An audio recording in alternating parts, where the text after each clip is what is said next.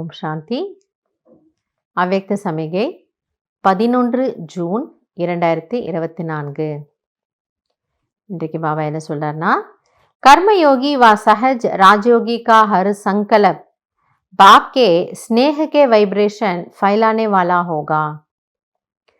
கர்மயோகி அதாவது சகஜமான ராஜயோகிகளுடைய ஒவ்வொரு எண்ணமும் பாபாவினுடைய அன்பின் அந்த அதிர்வலைகளை பரப்பக்கூடியதாக இருக்கும்.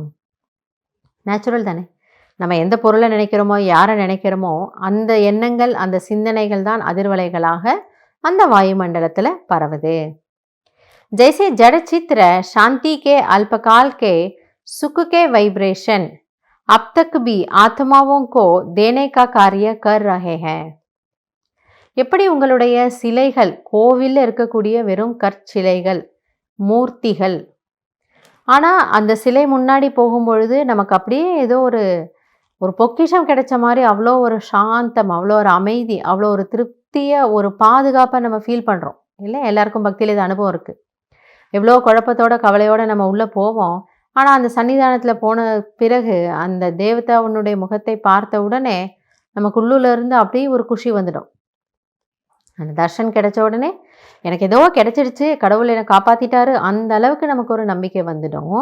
அப்போ பாபா சொல்றார், உங்களுடைய சிலைகள் அதை செய்ய முடியும் என்றால் ऐसे आज चैतन्य रूप में संकल्प द्वारा, वाणी द्वारा, कर्म द्वारा विश्व में सदा सुख शांति बाप के स्नेह के वाइब्रेशन फैलाने का कर्तव्य करो.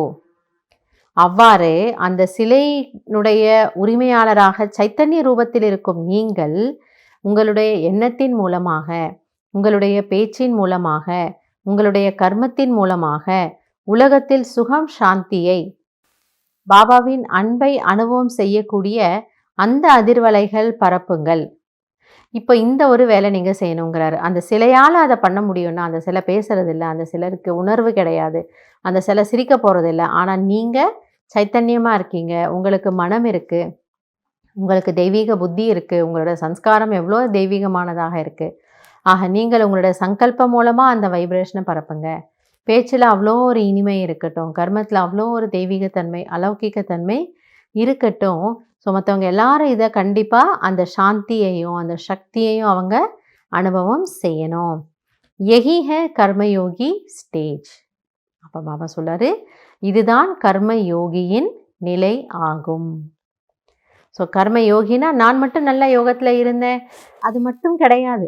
அது என்னுடைய தரப்புலேருந்து நான் செய்யக்கூடிய முயற்சி. ஆனால் அதனுடைய பலன் என்ன? பலன் என்னவென்றால் இது மற்றவங்களுக்கு எப்படி உதவிகரமாக இருக்கும் அப்படிங்கிறத பாபா புரிய வைக்கிறாரு. ஸோ மற்றவர்களுக்கும் அந்த சாந்தி, அந்த வைப்ரேஷன் அந்த வாயுமண்டலத்தில் ஃபீல் ஆகணும், அனுபவமாகணும். நல்லது. ஓம் சாந்தி.